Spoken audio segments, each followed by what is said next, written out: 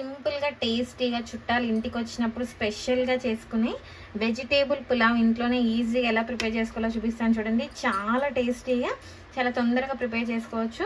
Vegetarian డేస్లో ఏమైనా స్పెషల్గా చేసుకోవాలి అనుకుంటే ఈ వెజిటేబుల్ పులావ్ ట్రై చేయండి. చాలా టేస్టీగా యమ్మీగా ఉంటుంది. ఇంట్లో అందరు ఇష్టపడి తింటారు. మీకు ఇందులో కర్రీస్ కాంబినేషన్ కూడా ఏమీ అవసరం లేదు. రైతాతోటి ఫినిష్ చేసేయచ్చు. ఎందుకంటే మనం ఇందులో వేసుకునే మసాలాతోటి మనం కర్రీ టేస్ట్ వచ్చేస్తుంది. సో మీరు కూడా ఖచ్చితంగా ట్రై చేయండి, టేస్ట్ చేయండి. కూరగాయలన్నీ కట్ చేసుకోండి. ఒక పెద్ద సైజు క్యారెట్, ఒక పెద్ద సైజు ఆలు, ఒక 15 వరకు బీన్స్ తీసుకొని ఇలా కట్ చేసుకోండి. మిల్లీ మేకర్ కూడా ఒక 10 నిమిషాలు హాట్ వాటర్లో నానబెట్టుకొని ఇలా కట్ చేసుకోండి.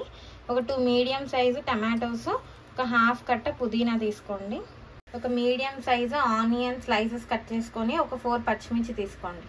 ఒక 2 గ్లాసెస్ బియ్యం తీసుకొని ఒక 2 టైమ్స్ వాష్ చేసుకొని ఒక 1 గ్లాస్ వాటర్ వేసుకొని ఇలా నానబెట్టుకోండి. మునిగేదాకా హాఫ్ అన్ అవర్ ముందు నానబెట్టుకోండి.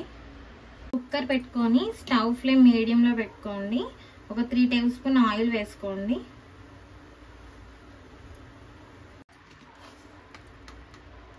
ఒక 1 టీ స్పూన్ సాజీర వేసుకోండి. ఒక 5 నుండి 6 మిరియాలు వేసుకోండి. ఒక అనాస పువ్వు వేసుకోండి. ఒక ఫుల్ పీస్ జాపత్రిల ముక్కలు చేసి వేసుకోండి. ఒక 4 ఇలాచీ వేసుకోండి. ఒక 5 నుండి 6 లవంగాలు వేసుకోండి. ఒక 1 ఇంచ్ చెక్క ముక్కలు ఇలా 2 వేసుకోండి. 4 బిర్యానీ ఆకులు వేసుకోండి. కొంచెం ఫ్రై అవ్వగానే ఒక మీడియం సైజ్ ఆనియన్, పచ్చిమిర్చి ఇలా కట్ చేసుకొని వేసుకోండి. ఆనియన్స్ కొంచెం గోల్డెన్ కలర్ వచ్చేంత వరకు ఫ్రై చేసుకోండి. ఆనియన్స్ కొంచెం ఫ్రై అవ్వగానే ఒక 1 టేబుల్ స్పూన్ అల్లం వెల్లుల్లి పేస్ట్ వేసుకోండి. మనం ముందుగా కట్ చేసి పెట్టుకున్న వెజిటేబుల్స్ అన్నీ వేసేసుకోండి. మీరు కావాలనుకుంటే ఇందులో పచ్చి బఠానీ కూడా తీసుకోవచ్చు. ఇందులో ఒక 1 స్పూన్ సాల్ట్ వేసుకోండి. కూరగాయలన్నీ బాగా మగ్గుతాయి. బాగా కలుపుకోండి. 2-3 మినిట్స్ ఇలాగే మూత పెట్టుకొని మగ్గించుకోండి. కూరగాయలన్నీ కూడా కొంచెం మగ్గిపోయాయి. మనం కట్ చేసి పెట్టుకున్న టమాటోస్ కూడా వేసుకొని కొంచెం మెత్తగా అయ్యేదాకా మగ్గించుకోండి. మనం ముందుగా కట్ చేసి పెట్టుకున్న పుదీనా కూడా వేసుకొని కలుపుకొని పెట్టుకోండి. బౌల్లోకి ఒక 10 రూపీస్ ప్యాకెట్ అంతా పెరుగు తీసుకోండి. ఇందులో ఒక హాఫ్ స్పూన్ సాల్ట్ వేసుకోండి. మనం ఆల్రెడీ కూరగాయల్లో వేసాం కాబట్టి కొంచెం తక్కువగా వేసుకోవాలి. ఒక 1 స్పూన్ కారం వేసుకోండి. హాఫ్ టీ స్పూన్ పసుపు వేసుకోండి. ఇందులోనే ఒక 1 టేబుల్ స్పూన్ జీలకర్ర పొడి వేసుకోండి. 1 టీ స్పూన్ ధనియాల పొడి వేసుకోండి. 1 స్పూన్ గరం మసాలా పొడి వేసుకోండి. ఇంట్లో ప్రిపేర్ చేసుకున్నది వేసుకుంటున్నాను. మీరు నార్మల్గా బయట దొరికేది కూడా వేసుకోవచ్చు. కూడా విస్కర్తో బాగా కలుపుకోండి. ఇలా విస్క్ చేసుకుని పక్కకు పెట్టుకోండి. ఇదిగోండి టమాటాలు అన్నీ కూడా బాగా మగ్గిపోయాయి. ఇలా మెత్తబడిపోవాలి.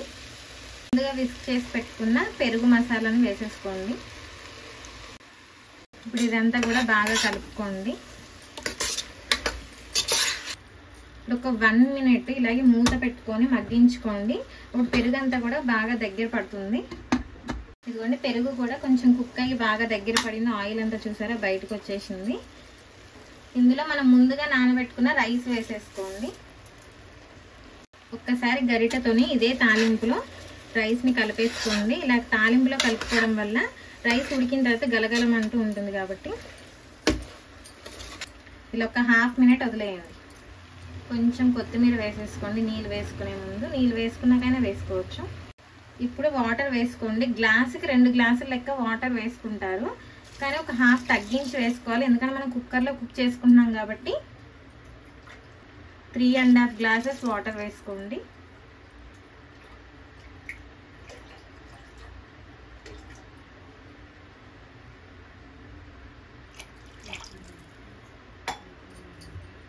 నార్మల్గా మీరు గిన్నెల్లో కుక్ చేసుకుంటే మాత్రం గ్లాస్కి 2 గ్లాసులు చొప్పున వేసుకోండి.